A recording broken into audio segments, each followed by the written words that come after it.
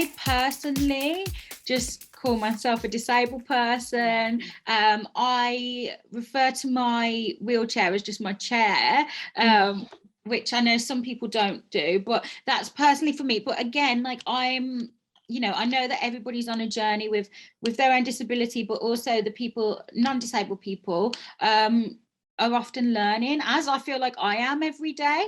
So I try not to hold it against people if they say something that I'm not too happy with. I'll just try and educate them instead, and hope then next time that they would act differently or say something different. But I recognize that we're on a journey, all of us, and I certainly have slip-ups time and time again, so I don't want to hold that against people, for sure. I think what you say about how everyone's on a journey is so poignant, because it can take people a lot of time to fully accept the idea of being disabled, because it's not just something that you get. It's not like you get a workbook handed to you and being like, welcome to the disabled club, like you're in. That's not how it works. And it is very much like learning about how you relate to that identity, or if you don't, and like learning how you feel and how you refer to your own disability. I think it's such a poignant piece of information, is that like not every single disabled person's fully there with their disability yet, and that is like so important.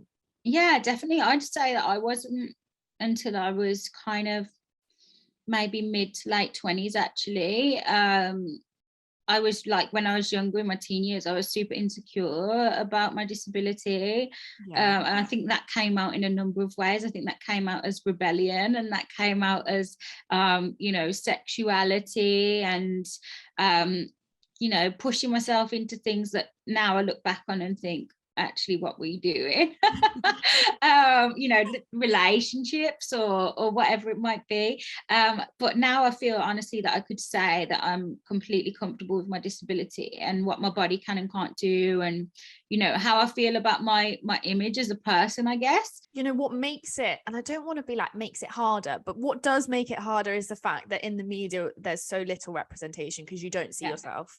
And if you can't see yourself in these like big roles, and I talk about this all the time, if you can't see yourself like on the TV, or you can't see yourself in a film, or like, listen to yourself on like a radio show or whatever, like how are you meant to figure out how you feel about being disabled, right? Because it was so shunned and so put in the dark, and like it's something that we don't talk about for so long, that actually no wonder there's a whole host of human beings that are a bit like, this still makes me feel really uncomfortable, because it's made society feel uncomfortable for so long, and we haven't quite grappled how to like get over that just yet. And how do we welcome people into spaces where previously, before, disabled people were not seen there? How do we do that? And that's what that's what we're all kind of doing as disabled people, like challenging that and making sure that we are loud in the spaces that we should be in. Hey!